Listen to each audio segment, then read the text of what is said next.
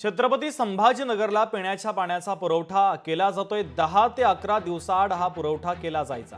मात्र आता संभाजीनगरकरांना पिण्याचं पाणी हे 6 ते 8 दिवसाआड मिळणार आहे। छत्रपती संभाजीनगरच्या पाणी पुरवठा प्रकल्पाच्या अंतर्गत फारोळा येथे जलशुद्धीकरण केंद्राच्या माध्यमातून पाण्याचा अधिक पुरवठा केला जाणार आहे। आणि या प्रकल्पाचा आढावा घेतलाय आमचे प्रतिनिधी सचिन बडे यांनी। पाहूया।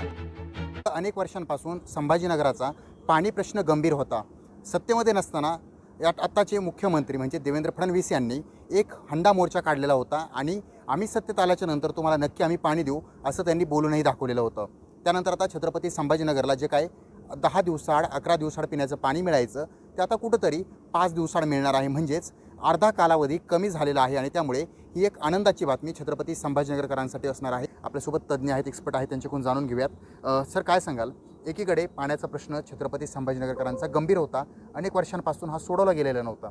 मात्र आता याचा कसा लाभ होईल? जे 11 दिवसाआड पिण्याचं पाणी मिळायचं ते 5 ते 6 दिवसावर कसं येतंय? शहराला वाढीव पाणी मिळत नव्हतं, त्याच्यामुळं मागणी जास्त आणि पाण्याची उपलब्धता कमी होती। आता शहराला 26 MLD पाणी वाढीव मिळालेलं आहे। याच्यातून बऱ्यापैकी शहराला दिलासा मिळेल। हा दिलासा कसा म्हणता येईल? संभाजीनगरकरांचा फायदा कसा होणार आहे? ज्यांना 8 दिवसाआड 9 दिवसाआड पाणी मिळत होतं त्यांना आता 7व्या दिवशी पाणी मिळेल, कोणाला 6व्या दिवशी मिळेल। ज्यांना 12 दिवसानंतर मिळत होतं त्यांना 9व्या दिवशी पाणी मिळेल।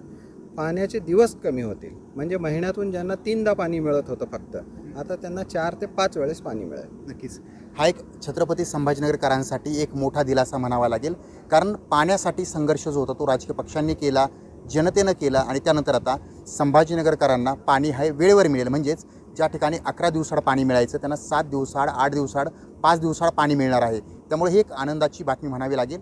आणि दुसरं म्हणजे संभाजीनगरकरांचा पाणी प्रश्न आता कुठंतरी सोडवला जात आहे। सचिन बडे, लोकशाही मराठी, छत्रपती संभाजीनगर।